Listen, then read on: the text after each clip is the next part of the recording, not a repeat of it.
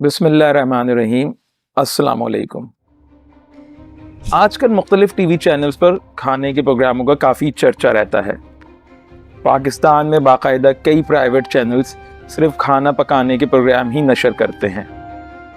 इसी तरह western world में भी कई मशहूर रियलिटी शोज़ हैं जिनके पार्टिसिपेंट खाने का मुकाबला जीतने पर करोड़ों रुपए का इनाम पाते हैं, और ये प्रोग्राम सीज़न की शक्ल में सालों से नशर हो रहे हैं, जिसमें शुरका यानी पार्टिसिपेंट्स की तरफ से बनाई जाने वाली डिशेस की जिद्दत और इख्तिरात देखकर अक्ल हैरान और शिद्दत रह जाती है कि भला खाना बनाने के सिलसिले में भी कोई इतना दिमाग, इतनी सलाहियतें सर्व करता है। इस सिलसिले में master chef Australia, master chef America, final table वगैरह काफ़ी मशहूर हैं। आम तौर पर हमारे बेशतर लोगों का तासुर यही है कि चूँकि वेस्ट यानी मगरिब हर सिमत हर जहत में तरक्की कर रहा है, सो खाना बनाने के फ़न में भी उसको उस्तादी का शर्फ हासिल रहा, और घरों के बावर्ची खाने में होने वाली मामूली रियाजत को उसने इस कदर कमाल दिया कि आज वो बाकायदा एक सनत बन चुकी है, जहाँ शेफ़ यानी बावर्चियों की तनख्वाहें माहाना लाखों रुपयों में होती हैं। ताहम ये बात बहुत कम लोगों को मालूम होगी कि अहले मगरिब के इस फ़न को इस कदर तरक्की देने से कबल अहले मशरिक़ इस फ़न में उस्तादी का दर्जा रखते थे। जिस ज़माने में लखनऊ, फैज़ाबाद और अवध की रियासतें अपने माशरती और माशी उरूज पर थीं, उस वक्त ऐशो निशात से लेके शहर की तज़ीन और आराइश तक और मौसीकी और रक़्स से लेके खाना बनाने तक हर फ़न में लखनऊ और अवध अपनी हम असर रियासतों से काफ़ी आगे नज़र आते हैं। लखनऊ में खाना खुशक खुराकी की सतह से बुलंद होकर फ़न सन्नाई और इख्तिरा बन गया था। आज मगरिब में जिस शख्स को मास्टर शेफ़ कहा जाता है, लखनऊ में वो रिकाबदार कहलाते थे। मसूद हसन रिजवी ने अपनी किताब लखनऊ के नक़ूश माजी में लिखा है कि शाही बावर्ची खाने के एक रिकाबदार से जब बादशाह ने यह पूछा कि तुम अरविया कितनी तरह पका सकते हो, तो उसने जवाब दिया कि अगर आली जा हुक्म करें तो साल भर दोनों वक्त अरविया पकाऊं और हर मर्तबा नई तरकीब यानी रेसिपी से बनाऊं। इसी तरह आगे जाकर मसूद हसन रिजवी साहब ऐसे रिकाबदार का जिक्र करते हैं जो मिठाई को अनारों की सूरत में बनाता था, जो कि अनार से इस कदर मुशाबा होती थी कि उसको तोड़ने पर दाने भी असली अनारों के से निकलते थे, मगर जब खाइए तो पता चलता कि छिलके और दाने दो मुख्तलिफ तरह की कुछ जायका मिठाइयाँ हैं। एक दूसरा रिकाबदार सोहन हलवे की लोज़े ऐसी नरम बनाता था कि छुरी से बासानी कट जाती थी, लेकिन अगर उसी लोज़ को हथेली पर रखकर उल्टा चमचा उस पर मार दिया जाए तो शीशे की तरह टुकड़े टुकड़े होकर बिखर जाती। लखनऊ के नवाब सुलेमान कदर के ख़ानदान का तोहफ़ा माश की खिचड़ी थी, जिसमें बादाम को बारीक काट कर चावल और पिस्ते बारीक तराश कर माश की दाल बनाई जाती थी। इस तरह ये खिचड़ी जो माश की खिचड़ी कहलाती थी, लेकिन असल में पिस्ते और बादाम की खिचड़ी होती थी। डॉक्टर सलीम अख्तर ने अब्दुल हलीम शरर की किताब गुदिश्ना लखनऊ के मुकदमे में उर्दू मुहावरे ये मुँह और मसूर की दाल से मुताल्लिक काफ़ी दिलचस्प कहानी नकल की है। डॉक्टर सलीम अख्तर लिखते हैं कि लखनऊ के एक नवाब साहब ने मसूर की दाल पकाने के लिए एक रिकाबदार को मुलाजमत पर रखा। जिस रात रिकाबदार ने दाल पकाकर दस्तरख्वान पर सजाई तो नवाब साहब ने अपने तमाम अहबाब को ज़ियाफत पर मदऊ कर लिया।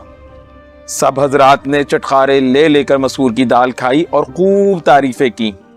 जब नवाब साहब ने दाल तैयार करने के अखराजात की तफसील मांगी तो रिकाबदार ने 1000-1500 रुपये बता दिए, जबकि उस जमाने में आने के हिसाब से सेरो दाल मिल जाती थी। इतनी रकम का सुनकर नवाब साहब कदरे नाराज होकर बोले कि एक दाल पर तुमने इतनी रकम खर्च कर डाली। उस पर नक चिढ़ा रिकाबदार बोला, ये मुंह और मसूर की दाल। अल्लाह ही जाने कि ये वाक़या दुरुस्त है या सिर्फ मुहावरे को गर्दो गायत फराहम करने के लिए घड़ा गया है। ताहम इससे अगर और कुछ नहीं तो कम अज़ कम लखनऊ के रिकाबदारों की फनकारी और साथ ही नाजुक मिजाजी तो यकीनन वाज़ेह हो जाती है। डॉक्टर सलीम अख्तर मजीद बताते हैं کہ دراصل لکھنؤ والوں نے خوراک کو اچنبے کا تماشا بنا دیا تھا. جب انہوں نے سنگترے کو رنگترا، کیچڑ کو کیچ، ملائی کو بلائی، دہی کو دیہی اور حقہ کو اس نے محفل کہا تو کھانوں کی مانند یہ بھی ایک نوع کا زبان کا چٹخارا ہی تھا.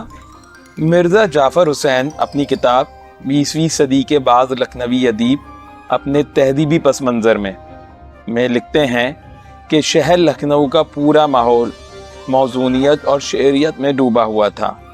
یہاں تک کہ ہمارے سودا بیچنے والے بھی مسجع نثر یا موزون نظم میں استعمالی اور خوردنی اشیاء فروخت کیا کرتے تھے. مجنوں کی پسلیاں اور لیلا کی انگلیاں والا ترانہ بھی لکھنؤ کے سبزی فروشوں کی ہی ایجاد ہے. لکھنؤ کے آخری دور میں واجد علی شاہ کے دسترخوان پر ایک برتن میں مربے یعنی جیلیز رکھی ہوئی تھی. ان مربوں کو دیکھ کر نواب سلیمان قدر کو ان کے اوپر خورمے کا دھوکہ ہو گیا. وہ خورمہ سمجھ کر اس کو کھانے لگے. نواب موصوف خود بھی صاحب ذوق تھے، ان کے بھی بہترین اور ہنرمند رکابدار ملازم تھے. انہوں نے بدلہ چکانے کے لیے واجد علی شاہ کو خصوصی طور پر کھانے کی دعوت دی. واجد علی شاہ بھی تیار ہو کر گئے کہ کہیں دھوکہ نہ ہو، لیکن پھر بھی دھوکہ کھا گئے. ہوا کیا کہ دسترخوان پر چنے جانے والے تمام خوان شیریں یعنی میٹھے تھے. یہاں تک کہ دسترخوان، برتن، تشتریاں، پلیٹس وہ سب تک بھی شکر سے تیار کی گئی تھی. اور واجد علی شاہ سمجھے کہ شاید یہ اصلی تشتریاں اور پلیٹس ہیں. لکھنؤ کے رئیس مرزا محمد صادق علی خان کے باورچی نے چند گھنٹوں میں 23 قسم کی کھچڑی، 32 قسم کی چٹنیاں اور کئی طرح کے مربے لا کے دسترخوان پر حاضر کر دیے تھے. عبدالحلیم شرر کا بیان ہے کہ لکھنؤ کے بعض رکابدار مسلم کریلے ایسی نفاست اور صفائی سے پکاتے تھے کہ معلوم ہوتا تھا کہ ان میں بھاپ تک نہیں لگی ہے اور بالکل ہرے اور کچے دسترخوان پر لا کر کسی نے رکھ دیے ہوں، لیکن کھاؤ تو بے انتہا لذیذ اور ایک دم پکے ہوئے. سنا ہے کہ جب واجد علی شاہ کلکتہ کے مٹیا برج میں مقیم تھے تو ایک انگریز کے گھر مدعو ہوئے اور انہیں انگریزی کھانے کھلائے گئے اور ہندوستانی کھانوں پر طنز کیا گیا. ان کا ایک رکابدار یہ گفتگو سن رہا تھا. وہ مصر ہوا کہ انگریز کی دعوت کی جائے اور واجد علی شاہ بادل ناخواستہ راضی ہو گئے. جب انگریز آیا تو رکابدار نے دسترخوان پر صرف ایک بڑا سا کدو لا کے رکھ دیا. انگریز کو غصہ آیا کہ اس کے ساتھ مذاق کیا جا رہا ہے. واجد علی شاہ نے انگریز کے ہاتھ میں چھری دی. جب اس نے کدو کاٹا تو حیرت زدہ رہ گیا کہ کدو کے اندر طرح طرح کے ہندوستانی لذیذ اور ذائقہ دار کھانے سجے تھے. کسی نواب نے اپنے دوست کے گھر خوان بھیجا. جب خوان کھولا گیا تو ایک تشتری یعنی ایک بڑی پلیٹ میں کچا کدو رکھا تھا. دیکھ کر طبیعت بڑی بری ہوئی. نوکر سے کہا لے جاؤ، کل پکا کر لانا. خوان لانے والا ہنس کر بولا حضور اسے پکانے کی ضرورت نہیں ہے، یہ پکا پکایا ہے. بعض رکابدار گوشت کی چھوٹی چھوٹی چڑیا بناتے اور اس قدر احتیاط سے پکاتے کہ ان کی صورت بگڑنے نہیں پاتی تھی. یہ چڑیاں پلاؤ پر اس طرح سجائی جاتی تھی گویا پلیٹ میں بیٹھی دانہ چگ رہی ہوں.